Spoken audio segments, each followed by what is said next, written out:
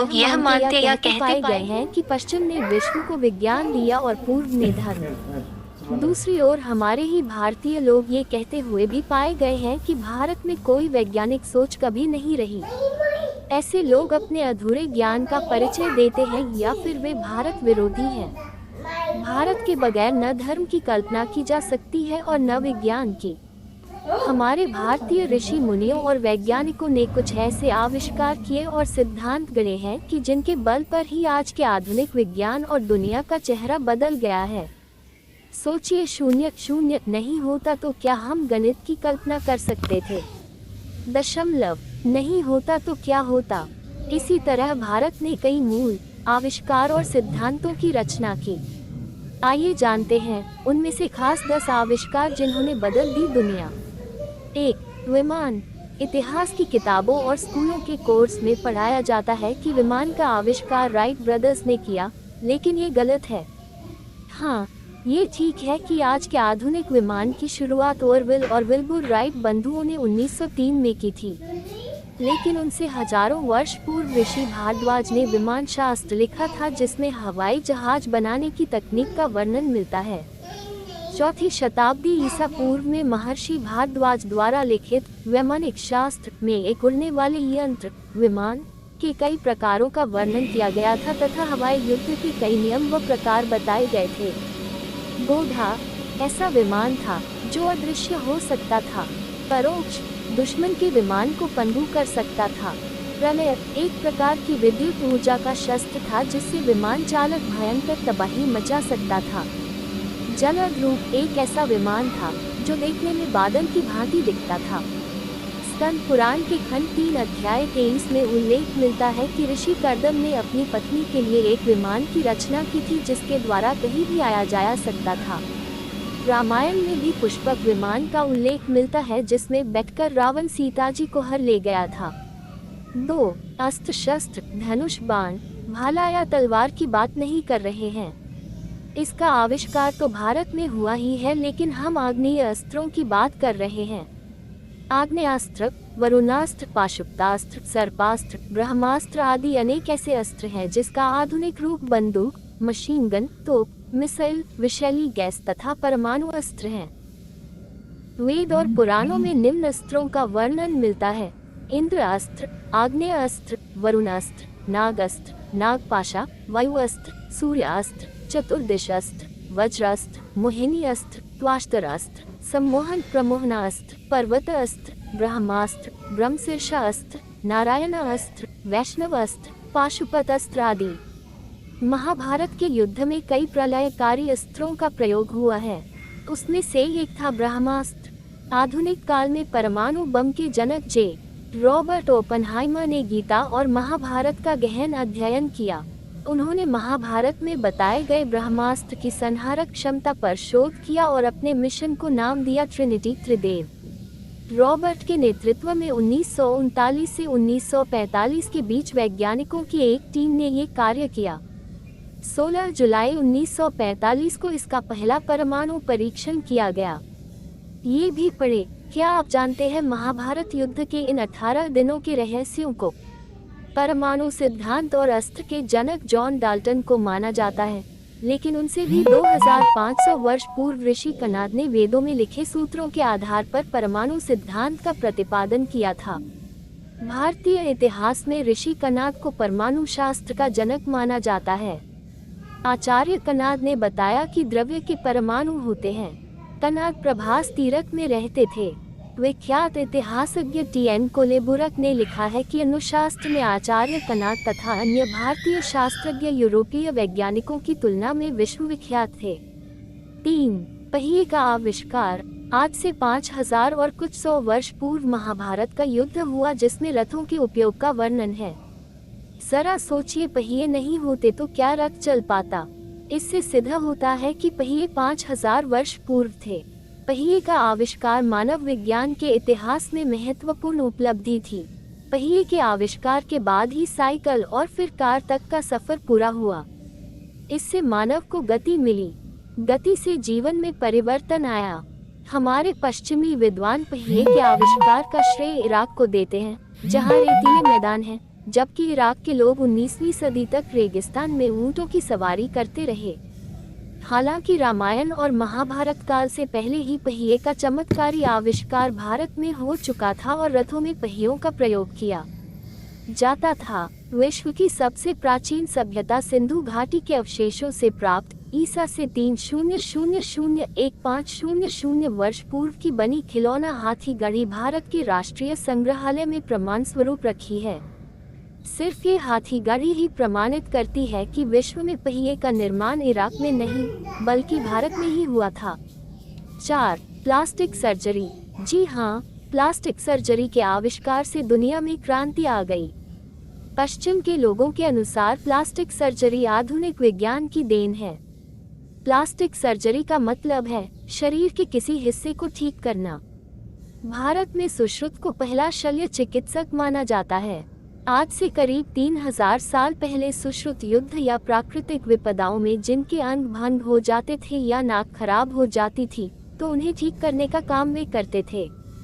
सुश्रुत ने 1000 ईसा पूर्व अपने समय के स्वास्थ्य वैज्ञानिकों के साथ प्रसव, मोतियाबिंद, कृत्रिम अंग लगाना, पथरी का इलाज और प्लास्टिक सर्जरी जैसी कई तरह की जटिल शल्य चिकित्सा के सिद्धांत प्रतिपादित किए थे। हालांकि कुछ लोग सुश्रुत का काल 800 ईसा पूर्व का मानते हैं। सुश्रुत से पहले धन्वंतरी हुए थे। 5. बिजली का आविष्कार। महर्षि अगस्त्य एक वैदिक ऋषि थे। निश्चित ही बिजली का आविष्कार थॉमस एडिसन ने किया, लेकिन एडिसन अपनी एक किताब में लिखते हैं कि एक रात मैं संस्कृत का एक वाक्य पढ़ते पढ़ते सो गया। उस रात मुझे स्वप्न में संस्कृत के उस वचन का अर्थ और रहस्य समझ में आया जिससे मुझे मदद मिली। महर्षि अगस्त्य राजा दशरथ के राजगुरु थे।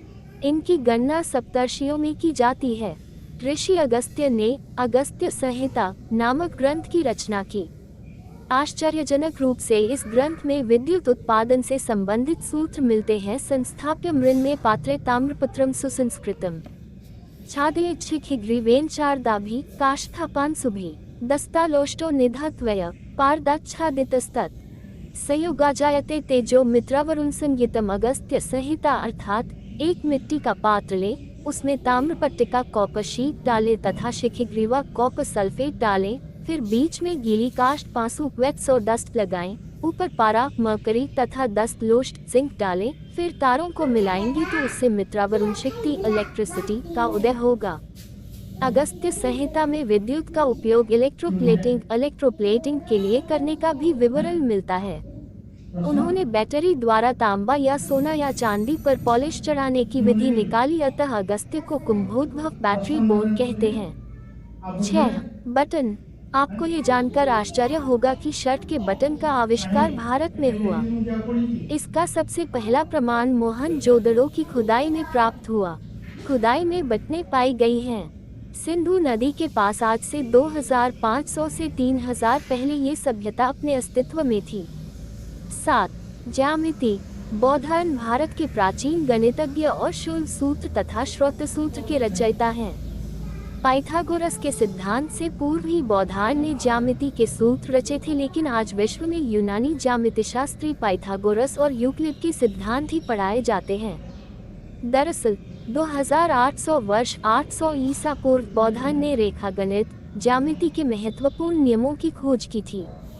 उस समय भारत में रेखा गणित ज्यामिति या त्रिकोणमिति को शूल शास्त्र कहा जाता था। शूल शास्त्र के आधार पर विविध आकार प्रकार की यज्ञवेदियां बनाई जाती थीं। 2 समकोण समभुज चौकोन के क्षेत्रफलों का योग करने पर जो संख्या आएगी उतने क्षेत्रफल का समकोण समभुज चौकोन बनाना और उस आकृति का उसके क्षेत्रफल के समान के वृत्त में परिवर्तन करना, इस प्रकार के अनेक कठिन प्रश्नों को बौद्धायन ने सुलझाया। 8. रेडियो। इतिहास की किताब में बताया जाता है कि रेडियो का आविष्कार जी मार्कोनी ने किया था, लेकिन ये सरासर गलत है। अंग्रेज काल में मार्कोनी को भारतीय वैज्ञानिक जगदीश चंद्र बसु के लाल डायरी के नोट मिले, जिसके आधार पर उन्होंने रेडियो का आविष्कार किया। मार्कोनी को 1909 में वायरलेस टेलीग्राफी के लिए नोबेल पुरस्कार मिला, लेकिन संचार के लिए रेडियो तरंगों का पहला सार्वजनिक प्रदर्शन मिलीमीटर तरंगे और क्रेस्कोग्राफ सिद्धांत के खोजकर्ता जगदीश चंद्र बसु ने 1895 में किया था। इसके 2 साल बाद ही मार्कोनी ने प्रदर्शन किया और सारा श्रेय वे ले गए। चूंकि भारत उस समय एक गुलाम देश था, इसलिए जगदीश चंद्र बसु को ज्यादा महत्व नहीं दिया गया। दूसरी ओर वे अपने आविष्कार का पेटेंट कराने में असफल रहे, जिसके चलते मार्कोनी को रेडियो का आविष्कारक माना जाने लगा। संचार की दुनिया में रेडियो का आविष्कार सबसे बड़ी सफलता है। आज इसके आविष्कार के बाद ही टेलीविजन और मोबाइल क्रांति संभव हो पाई है। 9. गुरुत्वाकर्षण का नियम। हालांकि वेदों में गुरुत्वाकर्षण के नियम का स्पष्ट उल्लेख है, लेकिन प्राचीन भारत के सुप्रसिद्ध गणितज्ञ एवं खगोलशास्त्री भास्कराचार्य ने इस पर एक ग्रंथ लिखा, सिद्धांत शिरोमणि। इस ग्रंथ का अनेक विदेशी भाषाओं में अनुवाद हुआ और यह सिद्धांत यूरोप में प्रचारित हुआ। न्यूटन से 500 वर्ष पूर्व भास्कराचार्य ने गुरुत्वाकर्षण के नियम को जानकर विस्तार से लिखा था और उन्होंने अपने दूसरे ग्रंथ सिद्धांत शिरोमणि में इसका उल्लेख भी किया है। गुरुत्वाकर्षण के नियम के संबंध में उन्होंने लिखा है, पृथ्वी अपने आकाश का पदार्थ स्वशक्ति से अपनी ओर खींच लेती है। इस कारण आकाश का पदार्थ पृथ्वी पर गिरता है। इससे सिद्ध होता है कि पृथ्वी में गुरुत्वाकर्षण की शक्ति है।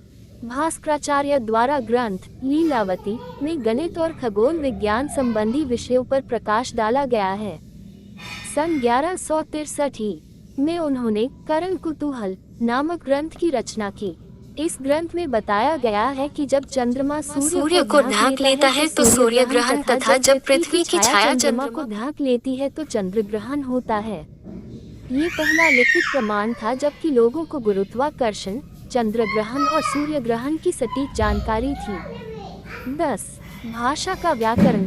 बोलना, पढ़ना और लिखना। दुनिया का पहला व्याकरण पाणिनि ने लिखा। 500 BC पाणिनि ने भाषा के शुद्ध प्रयोगों की सीमा का निर्धारण किया।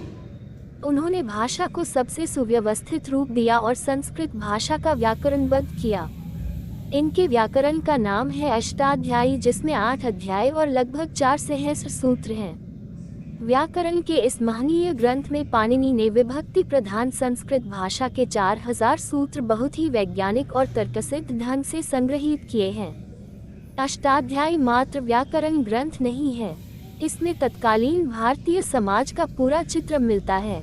उस समय के भूगोल, सामाजिक, आर्थिक, शिक्षा और राजनीतिक जीवन, दार्शनिक चिंतन, खान पान, रहन सहन आदि के प्रसंग स्थान स्थान पर अंकित हैं। इनका जन्म पंजाब के शाला तुला में हुआ था, जो आधुनिक पेशावर पाकिस्तान के करीब तत्कालीन उत्तर पश्चिम भारत के गांधार में हुआ था। हालांकि पाणिनि के पूर्व भी विद्वानों ने संस्कृत भाषा को नियमों में बांधने का प्रयास किया, लेकिन पाणिनि का शास्त्र सबसे प्रसिद्ध हुआ। 19वीं सदी में यूरोप के एक भाषा विज्ञानी फ्रेंच बॉब 14 सितंबर 1791 23 अक्टूबर 1867 ने पाणिनि के कार्यों पर शोध किया। उन्हें पाणिनि के लिखे हुए ग्रंथों तथा संस्कृत व्याकरण में आधुनिक भाषा प्रणाली को और परिपक्व करने के सूत्र मिले। आधुनिक भाषा विज्ञान को पाणिनि के लिखे ग्रंथ से बहुत मदद मिली। दुनिया की सभी भाषाओं के विकास में पाणिनि के ग्रंथ का योगदान है।